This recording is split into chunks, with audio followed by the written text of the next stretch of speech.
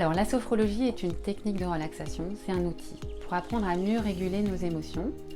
Ça a été créé dans les années 60 par un docteur, Alfonso Caicedo. Et au départ, donc, il travaillait en hôpital psychiatrique avec des personnes qui avaient des gros troubles psychiques. Et pour les mettre en état de calme, de bien-être, ils utilisaient soit les électrochocs, soit les médicaments à haute dose. Donc il s'est dit, qu'est-ce que je peux faire pour les mettre dans cet état de calme? Donc il s'est rapproché de la méditation, du yoga, de l'hypnose et il a créé la sophrologie. Ensuite, ce sont les sportifs de haut niveau qui se sont emparés de l'outil et les femmes enceintes, pour tout ce qui est gestion de la douleur. Et maintenant, c'est vraiment un outil de gestion de stress en entreprise, auprès des lycéens, des étudiants.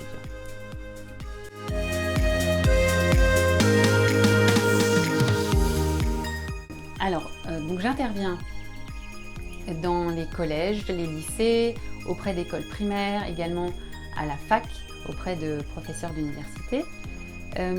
Vous pouvez, alors la sophrologie, c'est vraiment une boîte à outils où vous pouvez, quand vous en avez besoin, vous saisir de soit la respiration, soit un exercice de relaxation, soit une stimulation corps. Et il y a également tous les exercices de visualisation pour se préparer à un examen.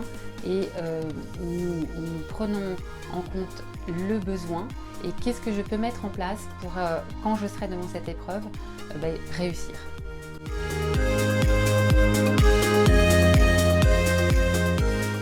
Alors après, ça dépend vraiment du besoin de chacun. Certains, ça va être plutôt à l'écrit, d'autres, ça va être plutôt à l'oral. En général, je conseille plutôt entre 5 et 10 séances.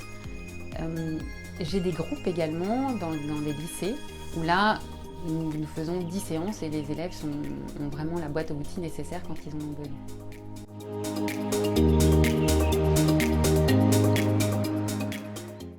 Alors, la première chose, c'est déjà d'avoir des vêtements confortables dans lesquels on se sent parfaitement bien, se trouver beau, séduisant parce que ça développe la confiance en soi.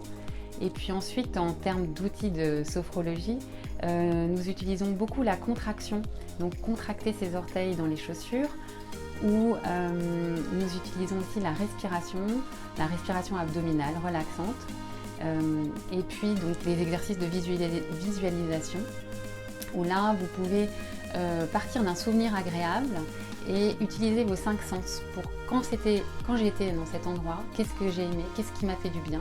Et donc ça, c'est plutôt utilisé avant, quand j'attends l'épreuve, pour défocaliser mon mental et être plus présent dans mon corps.